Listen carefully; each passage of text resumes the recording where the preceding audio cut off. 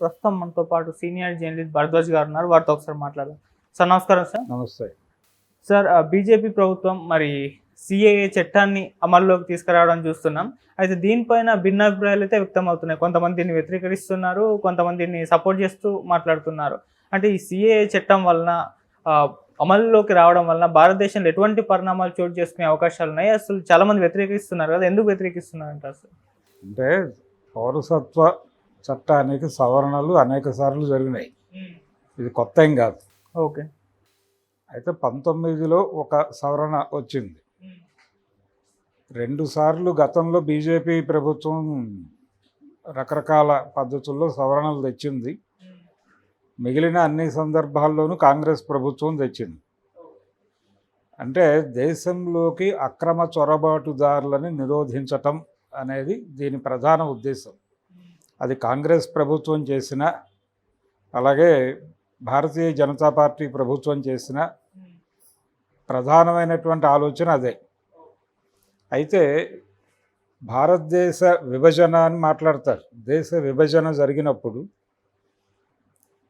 ఇక్కడి నుంచి చాలామంది పాకిస్తాన్ వెళ్ళిపోయారు. అప్పటికి బంగ్లాదేశ్ కలిసే ఉంది పాకిస్తాన్తో. దేశ విభజన అనే మాటే సరికాదు. అసలు దేశ విభజన జరగల. దేశ విభజన అంటే దేశాన్ని నెట్ట నిలువుగా చీల్చి ఒక మొక్క ఇచ్చినట్టుగా అనుకుంటారు. 2 రాష్ట్రాల్లో 2 ముక్కల్ని పాకిస్తాన్గా ఏర్పాటు చేశారు.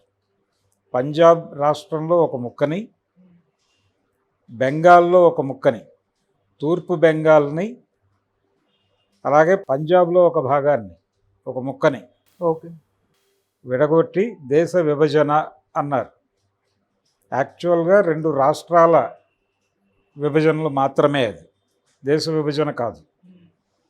అయితే ఆ టైంలో చాలామందిలో రకరకాల ఆలోచనలు ఇక్కడ అక్కడ కూడా.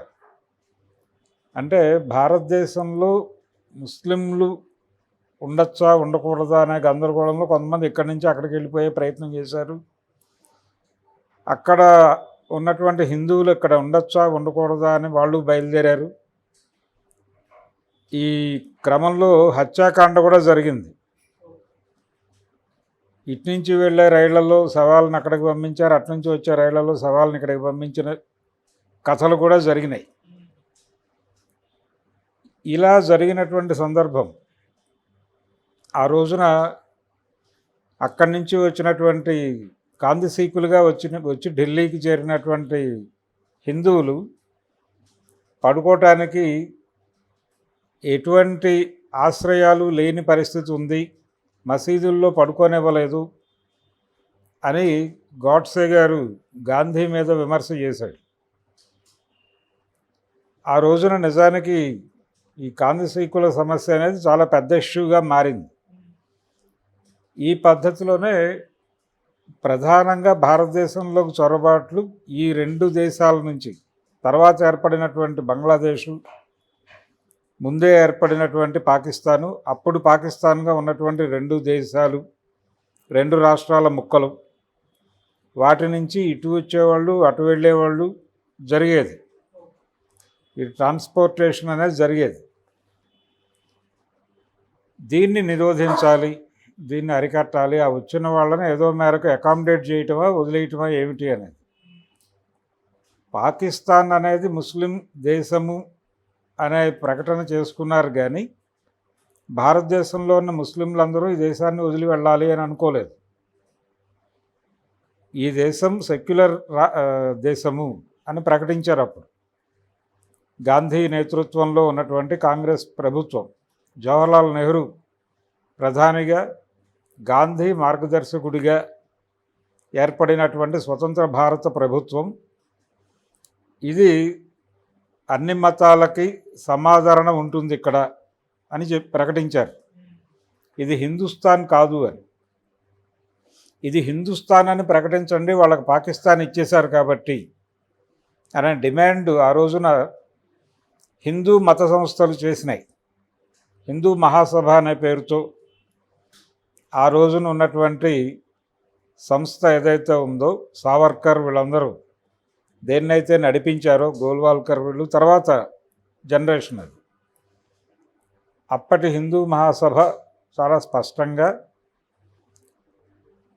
ముస్లింలకి దేశం ఇచ్చేశారు కాబట్టి ఇవ్వటానికి గాంధీ అంగీకరించటం మీదే నిరసన వ్యక్తం చేశారు వాళ్ళు. ఓకే. పాకిస్తాన్ ఏర్పాటుకి దేశాన్ని ముక్కలు చేసేస్తున్నాడు గాంధీ గారు అని ఆ రోజున గగ్గోలు పెట్టారు. గాంధీ పాకిస్తాన్కి భారతదేశం ఒక 55 కోట్లు బకాయి పడింది.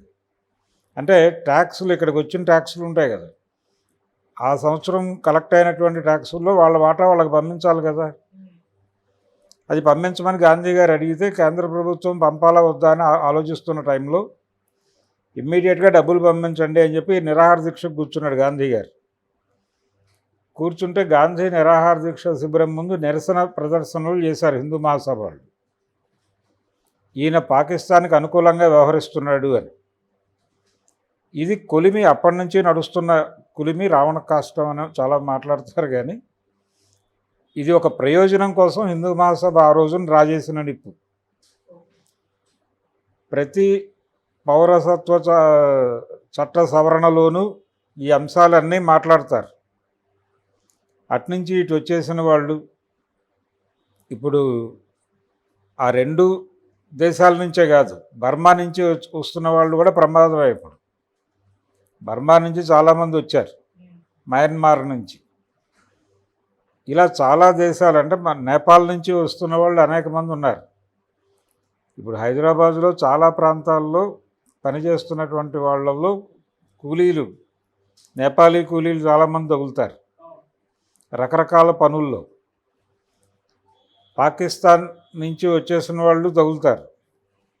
అంటే అక్కడ జీవనం లేకపోతే సరిహద్దు దాటి ఏదో పద్ధతిలో వచ్చేస్తున్నారు బతకటానికి.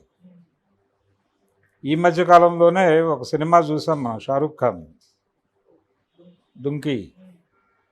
ఇదే ప్రోగ్రాం. అంటే అధికారికంగా వీసాలు లేకుండా ఇటు నుంచి అటు, అటు నుంచి ఇటు బట్వాడా అవటం రకరకాల పద్ధతుల్లో. ఇలా అక్రమ చొరబాటుదారులను నిరోధించటం అనే ప్రోగ్రాంలో భాగంగా ఇది తీసుకొస్తూ ఉంటారు. అయితే భారతీయ జనతా పార్టీ చేసినటువంటి ఈ 2019 సవరణలో వాళ్ళు ప్రధానంగా కొన్ని మతాలను ప్రస్తావించారు. అందులో పాకిస్తాన్ నుంచి కానీ, లేకపోతే బర్మా నుంచి కానీ, లేకపోతే బంగ్లాదేశ్ నుంచి కానీ, ఎక్కడి నుంచి అయినా వచ్చినటువంటి హిందువులకి రక్షణ కల్పించి వాళ్ళని అకామిడేట్ చేయాలి అనేది ఒకటి. క్రైస్తవుల్ని కూడా అకామిడేట్ చేయొచ్చు, సిక్కుల్ని అకామిడేట్ చేయొచ్చు. ఇప్పుడు పంజాబ్లో ఒక ముక్క కదా పాకిస్తాన్, అక్కడ ఎవరన్నా సిక్కులు ఉండి వాళ్ళు వచ్చేస్తే వాళ్ళని ఏమనొద్దు, క్రైస్తవులను ఏమనొద్దు. ఇలా కొన్ని మతాలను ప్రత్యేకంగా ప్రస్తావించారు. ఇక్కడ ప్రస్తావనకి రాని మతం ఇస్లాం. సో ఇస్లాం కూడా ఇక్కడికి రావచ్చు కదా భారత రాజ్యాంగం ప్రకారం. మొదట్లో వాళ్ళందరూ ఇక్కడ ప్రజలే కదా. ఇక్కడి నుంచి కొంతమంది ఎవరు వెళ్ళమని చెప్పకుండానే అక్కడికి వెళ్ళారు, అక్కడి నుంచి కొంతమంది ఎవరు వెళ్ళమని చెప్పకుండానే వచ్చేసారు. ఆస్తులు వదిలేసుకుని వచ్చారు, ఇక్కడ ఆస్తులు వదులుకుని వెళ్ళారు కొంతమంది. ఆస్తులు కబ్జాలకు గురైనాయి, చాలా గందరగోళం జరిగింది. అంటే ఒక పద్ధతిగా సిస్టమేటిక్గా జరగల దేశ విభజన అని వీళ్ళు చెప్తున్న ఆ 2 రాష్ట్రాల ముక్కల్ని ఇచ్చేటప్పుడు ఒక ప్రాపర్గా ప్రజల్ని ఎడ్యుకేట్ చేసి జరగల. ఒక ప్రకటన వెలువడింది, వెంటనే ప్రజల్లో ప్యానిక్ రియాక్షన్ మొదలైంది. దాన్ని కట్టడి చేసేటువంటి ప్రయత్నం, వాళ్ళని అనునయించే ప్రయత్నం జరగల. కాబట్టి చాలామంది ముస్లింలు ఈ దేశంలో ఉండిపోయారు. ఇప్పటికీ భారతదేశంలో హిందువులని భయపెడుతున్న అంశం ఏంటంటే, హిందువులని ఏ అంశం చెప్పి భయపెడుతున్నారు భారతీయ జనతా పార్టీ వాళ్ళు? ఈ దేశంలో ముస్లిం పాపులేషన్ విపరీతంగా పెరిగిపోతుంది. వాళ్ళు ఒక్కొక్కళ్ళు 5గురిని 6గురిని పెళ్ళిళ్ళు చేసేసుకుంటున్నారు, 6గురికి విపరీతంగా పిల్లల్ని కనేస్తున్నారు. వాళ్ళ జనాభా దారుణంగా పెరిగిపోతుంది. వాళ్ళకి కుటుంబ నియంత్రణ లేదు, కుటుంబ సంక్షేమం లేదు. వాళ్ళు విపరీతంగా కనేస్తున్నారు, పిల్లలు పెరిగిపోతున్నారు. ఇప్పుడు ఇండోనేషియా తర్వాత అతిపెద్ద ముస్లిం పాపులేషన్ ఉన్న దేశం భారతదేశం అని సెన్సెక్స్ చెప్తోంది. కాబట్టి హిందూ మతానికి ముస్లిం ప్రమాదం పొంచి ఉందని భయపెడుతూ ఉంటారు. ఈ భయానికి తోడు ఇప్పుడు అక్కడి నుంచి వచ్చేస్తున్న వాళ్ళలో మెజారిటీ ముస్లింలే అనే భయం తోడైతే వీళ్ళందరి మద్దతు కూడగట్టి ఇక్కడ అక్రమంగా చొరబడిపోతున్నటువంటి ముస్లిం వాళ్ళందరినీ మీ అందరినీ మీ ఇవి చూపించండి, మీ బర్త్ సర్టిఫికెట్లు చూపించండి, అంటే 11 సంవత్సరాలు ఇక్కడ నివాసం ఉండాలి, ఇవన్నీ ఉన్నాయి కదా నిబంధనలు పౌరసత్వ చట్టంలో.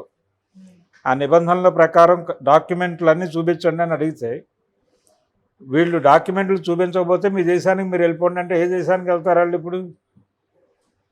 ఇప్పుడు ఇక్కడే ఉంటున్నటువంటి ముస్లిం సమాజంలో వెళ్ళి కనుక వీళ్ళు అడిగితే ఆ డాక్యుమెంట్లు చూపించలేని వాళ్ళ పరిస్థితి అంటే కొంతమంది వాంటెడ్గా వచ్చేసారు అక్కడి నుంచి, వాళ్ళ బంధువులు ఉన్నారు ఇక్కడ.